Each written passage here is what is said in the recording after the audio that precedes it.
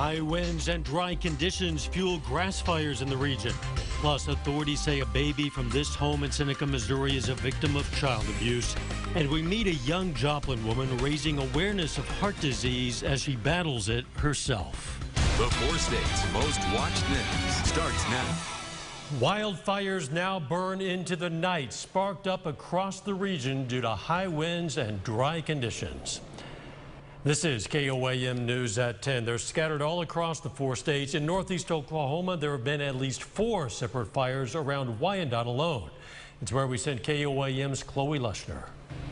There are several fires within a 3-mile radius in Ottawa County. Flames broke out early Thursday afternoon and cover at least 400 acres. Officials do not know the cause of the fires at this time and say they do not believe that they're related. Crews from surrounding areas were called to help, and they plan to work into the early hours. There's a dozer cutting in, and we've got hand crews working on this side. We're at about 400 acres here on this one, and then probably another 100 acres plus on the other fires around us here. The Wyandotte Fire Chief says they have at least 1 fire, 65% contained at this time. 1 home and 2 cars have been damaged, and both a firefighter and a civilian have been taken to the hospital for smoke inhalation. In Ottawa County, Chloe Lushner, KOAM News. Thanks, Chloe. A firefighter from central Oklahoma battling a blaze in Bonita was hit by a passing car. He suffered a broken leg but has no critical injuries. Authorities want to remind you to be vigilant when driving around emergency personnel to prevent accidents. The wind is also the cause for the destruction of a sign in Joplin. The Motel 6 sign on South Range Line in Joplin fell victim to Mother Nature this afternoon. Doug Hetty joins us. Still pretty high winds out there considering how late it is, Doug. Yeah, you got to remember a severe thunderstorm that we see in the spring. Winds are gusting at about 57 miles per hour. We had winds gusting today at about 50. Wow. So, I mean, yeah, we saw the Motel 6 sign. I mean, winds aren't that far from severe thunderstorm winds. And we still have winds gusting at 40, 45, so they're still very strong. We have sustained winds right now at about 25, still upwards of 30 miles per hour. So even though the winds have died down just a hair, they're still very strong. In fact, we'll look at our wind gusts over the past few hours, and they're still cracking over 40, 43, 44 miles per hour. So they're going to stay very strong throughout the overnight hours, and these are keeping our temperatures up. We haven't really dropped off much. Most of us are still sitting upper 60s. And of course, we're going to look at how long the winds will stick around here in just a bit. All right, we'll catch you then. Thanks, Doug. Police say a 5-month-old baby appears to be the victim of abuse and is now fighting for her life. The Newton County Sheriff believes the abuse happened at this home yesterday. The sheriff says a mom brought the baby to a Joplin hospital because the girl was having difficulty breathing. Hospital workers called law enforcement because they suspected child abuse at the home in Seneca. The child was flown to Kansas City Children's Hospital, where she is in critical condition with severe brain injuries. Authorities have not arrested anyone. The parents are at the hospital with the baby but are not allowed to be in the same room as the child. Also in Seneca, a teenager is in juvenile custody after police say he brought an airsoft pellet gun to school. No threats were made and no one was hurt, but police have still asked that charges be filed against that 15-year-old boy. The police chief says a student had borrowed an airsoft gun like this one and was meeting someone in the parking lot to return it. The toy's orange cap at the end of the barrel was still on, but passers-by were worried about that and worried enough to call the police. The high school was put on a brief lockdown. Police say the student also carried a pocket knife. There's no weapons allowed in schools. That's more of a school violation. It's not a criminal violation. It wasn't a prohibited length blade weapon. So right now, under our city ordinances, he's fine for the most part. Shouldn't have the weapons on school grounds, and however the school handles that, they'll handle that. The teenager was taken into Joplin's Juvenile Detention Center. Seneca's police chief says since nearby students felt threatened, he's asking for a charge of unlawful use of a weapon, even though it was an airsoft gun. A suspect is in jail tonight following a Joplin police chase that ended in a crash. He's 32-year-old Christopher Whitney. Police spotted him getting into a car that had previously fled from an attempted stop This time, they say, as they approached, he rammed a patrol car, then took off, driving over curbs and through a privacy fence before finally crashing into a car at 7th and St. Charles.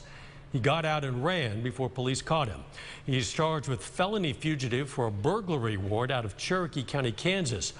Also now, assault on an officer leaving the scene of an accident and property damage. Drury University students complete a vision book of ideas for improvements to Anderson and Pineville, Missouri. The Missouri University Extension Office presented the Book of Ideas at the Anderson Betterments Club meeting this afternoon. Now, over the past school year, the students have spent time in McDonald County listening to community members and forming a plan for the next 25 years. The ideas include adding solar lamps along Main Street, refinishing buildings, and draping downtown with canopies. So I think it's more of a draw to get people here, to let them know that Anderson is a great place, and to let us get the word out about Anderson. Other additions include expanding Town Hall Park and upgrading its outdoor amphitheater. If you'd like to check out the vision book for yourself and Pineville for yourself, you'll be glad to hear the book's going to be available for you to flip through at the public library. We've also put a digital copy on our website. And that is a look at tonight's top stories. Quick check of the weather within the first 7 minutes of KOAM News at 10. Still ahead, the campaign heats up. Less than 2 days before South Carolina voters cast ballots, the candidates show their combative and compassionate sides. I'm Craig Boswell in Columbia, South Carolina. That's coming up. And later, the story of a young woman from Joplin battling with a heart condition. Hear what she's doing to help others. Live from KOAM. You're watching KOAM News at 10. This is the 4 states' most watched news. Take a look at this. The nearly 90-year-old Daniel Boone Bridge in St. Louis brought down today, partway anyway. Traffic on Interstate 64 was closed for about an hour while the demolition took place. This was the first of 2 blasts to demolish the bridge. The second is scheduled for a later date. A couple of hundred people showed up to watch the demolition. Many let their children skip school to get a real-life education in physics. Seems gravity still works. 2 days until South Carolina and Nevada voters weigh in on the presidential candidates. Donald Trump launched an attack on a new target, while other candidates are using less aggressive methods to gain support. Craig Boswell has the latest from Columbia, South Carolina. Ripping off people's heads. I want to be nasty. Do you mind? GOP frontrunner Donald Trump took off the gloves at his event in Gaffney, South Carolina Thursday evening. He took swings at Ted Cruz. You know, he holds up his Bible and then he lies. And Jeb Bush. He's a stiff. Earlier, he took on Pope Francis after the Pope said anyone who would build a wall to block migrants is not a Christian. For a religious leader to question a person's faith is disgraceful. Other candidates, like John Kasich, are counting on the appeal of a softer approach. I just want to be kind to people. One undecided voter said he's watching the candidates closely. I need to see a temperament that I think is becoming of a president. Donald Trump holds a nearly 2-to-1 lead over Ted Cruz here in the latest CBS News poll of likely South Carolina voters. On the Democratic side, Hillary Clinton has an 8-point lead over Bernie Sanders in the latest CBS News national poll, but they're neck and neck in Nevada ahead of Saturday's caucuses.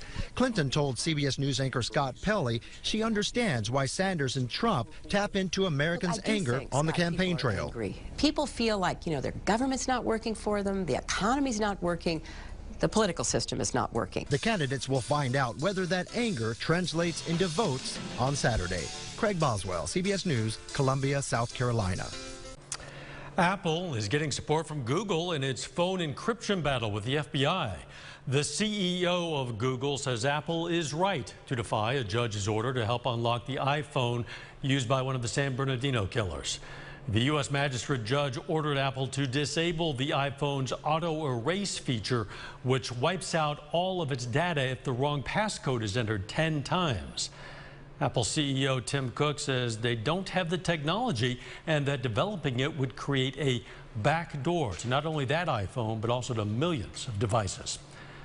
When President Obama travels to Cuba next month, he's going to meet with President Raul Castro, but not with Castro's brother Fidel. The White House says President Obama will also interact with members of Cuban civil society, a reference to activists who advocate for various social causes. President Obama has said he would travel to Cuba only if he could speak to all kinds of groups, including those that oppose the Castro government. A little bit later on KOAM News at 10, Thomas Jefferson and Macaulay face off in a battle at Joplin private schools. We're going to have the highlights. First, though, Doug Hetty's up next for this complete 7-day forecast.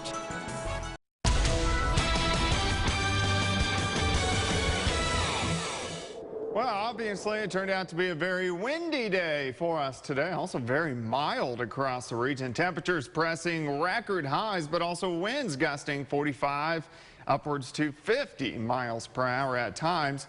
And it looks like it's actually going to stay fairly windy over the next 24 hours or so. Checking out our numbers for us today, we started at 48 degrees. Look at our average high. It's 52. We were very close to our average high during the morning hours. We're only going to drop back to about 58 tonight. 76 for a high. Record high, 78. So almost a record, which was set back in 1986. Of course, no rain for us today. And still, temperatures, we haven't dropped off much. We're at 66 degrees. We have sustained winds at 30 miles an hour. Gusts still right around 40, 42. South winds. Pressure is rising. Humidity is still low at about 38%. Check out the winds. They've been strong out of the south really all day long. These are our sustained winds. We can look at our gust over the past several hours, and you can still see our wind gusts have been up there, upper 30s to lower 40s over the past few hours. And again, the winds are going to stay strong tonight. Maybe a little bit less than what we had during the afternoon hours, but still, the winds are going to be gusting pretty strong throughout the overnight hours for us tonight. And of course, this allowed our temperatures to really warm up during the afternoon. Most of us mid to upper 70s. With the strong southerly winds, we're not going to drop off much tonight.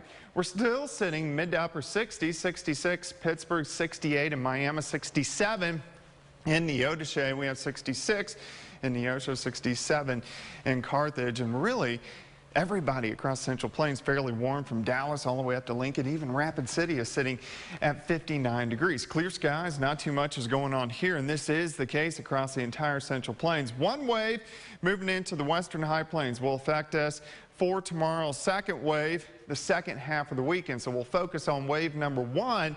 Cold front's going to slice in during the morning hours. Some clouds, maybe a sprinkler or two just to our south. The front's actually going to push through. It's not going to do much for us. Temperatures maybe a notch or two cooler, but still into lower 70s. Front lifts back toward the north by Saturday and then sinks back south with some showers late on Saturday, and then that's when we start to cool off. But until then, we stay mild. Look at the strong southerly winds, but look at the winds. They switch to the west, northwest for us tomorrow. Still strong, just out of a different direction. So we have a west wind. I still think temperatures are going to go into lower 70s for highs. The winds aren't going to be as strong, but they're still going to be up there. Northwest winds in the morning, then west winds at 20 with gusts near 25. High temp right around 72 degrees as we head into the afternoon. Still 72 as we head into Saturday, 62 Sunday. Few showers late Saturday into early Sunday, then turning cooler next week, but just where we should be for this time of the year. Few showers late Tuesday into Wednesday. We need more than a few showers, really. We need to kind of dampen things down a bit to reduce the risk of wildfires. Thanks, Doug. Jacob joins us now with sports. The Missouri Southern men looking to avoid a 3-game losing streak tonight. Now the Lions on the road against the Southwest Baptist Bearcats. We'll have the latest from that one. Plus, the Macaulay Warriors wrapping up the regular season against Thomas Jefferson. Highlights coming up next.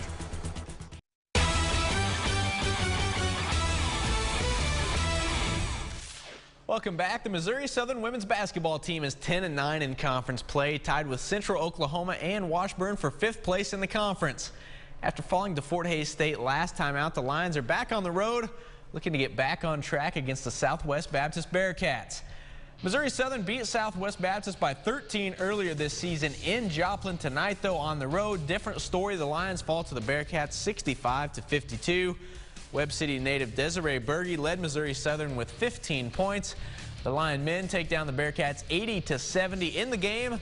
Southern guard Austin Wright eclipsed 1,000 career points for his time at MSSU.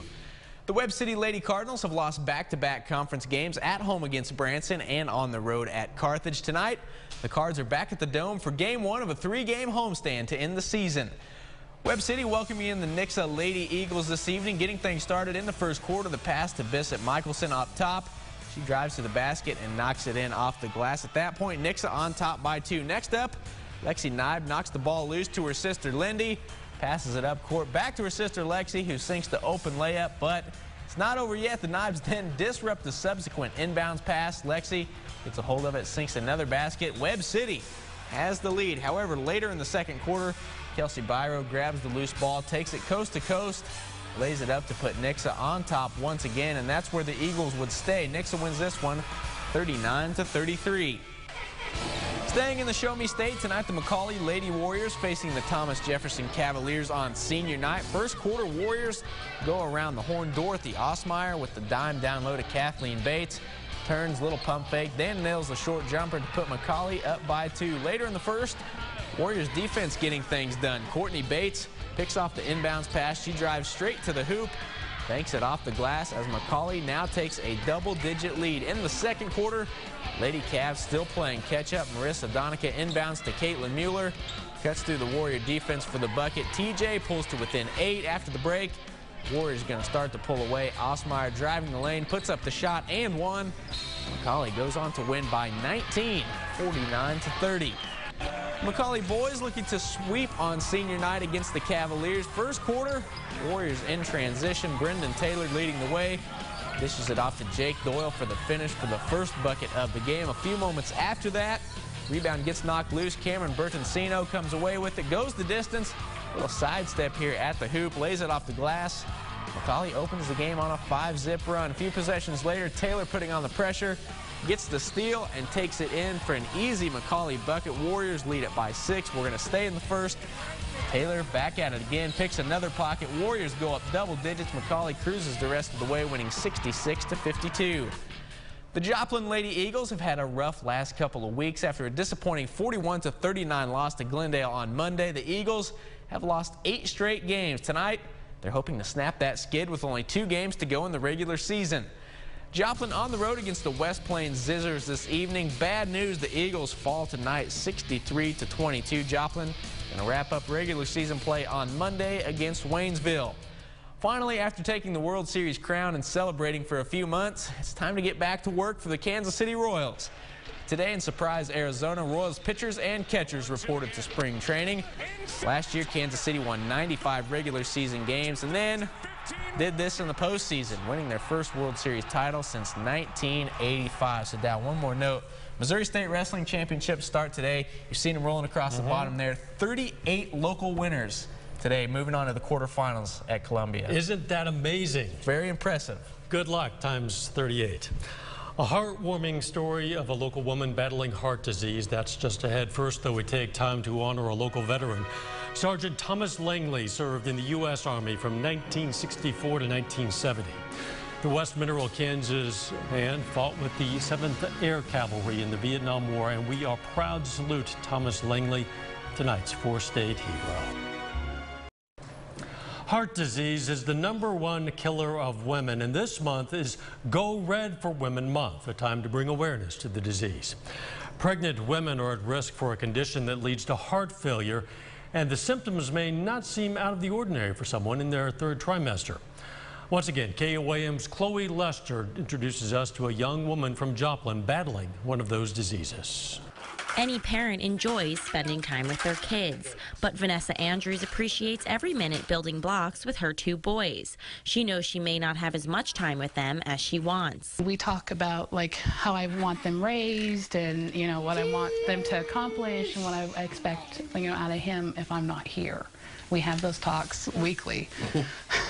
So that is our normal now. She had health problems during her 2nd pregnancy, but at the age of 22, didn't think her symptoms would lead to anything serious. I was unable to lay down flat. I couldn't really breathe, and I couldn't really walk a long distance. She was diagnosed with peri or postpartum cardiomyopathy and deals with symptoms every day. There is some people think an antibody attack of the heart related possibly to the placenta that affects the way the heart squeezes. And they develop heart failure. And instead of the heart squeezing like this, all of a sudden the heart's just like going like that. There's no days where I just feel completely great and I can get up and do whatever I want. The disease is not very common. 1 in 3,000 women will be diagnosed. About half the people will get better, completely better, and their heart function will return to normal. About 1 to 2% of people will end up getting a transplant. 10% won't make it. And then there's this sort of group in between which have pretty bad hearts. Vanessa is in that group. She relies on medication and rest as treatment. She wants other women to be aware that this could happen to them. If we had more awareness, people actually could live from this. I was convinced that it was just the flu and I wasn't going to get treatment. In Joplin, Chloe Lushner, KOAM News. Tomorrow marks the 3rd anniversary of Vanessa's diagnosis. There is no way to prevent the disease, and doctors say women who are diagnosed can't have any more children because the condition will be much more dangerous the second time around. Certainly wish Vanessa well and thank her for just helping to spread the word about this condition. Very good. The weather is going to stay windy and mild for a while. Yeah, it's going to be windy all night long. We're going to have winds gusting 30 to 40 miles per hour. Still windy tomorrow. It's going to switch actually out of the west most of the day instead of the south like we had today. So if there are any fires going on tomorrow, it's actually going to be working a different direction. Still mild, 72. At least the winds won't be as strong tomorrow. Final sports notes. After day 1 of the Missouri State Wrestling Championships, Neosho on top of the Class 3 team standings, Seneca in 2nd place in Class 1. Thanks for joining us. Be careful out there, and let's make it a great tomorrow.